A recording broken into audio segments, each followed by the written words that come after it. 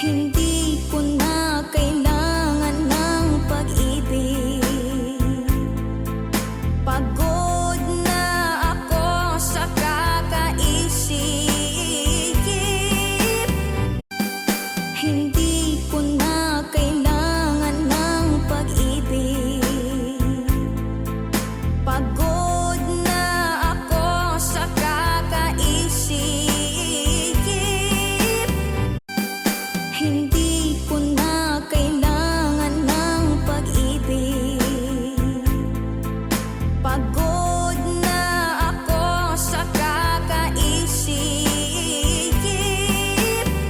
Dumating na po ang bagong Pilipinas.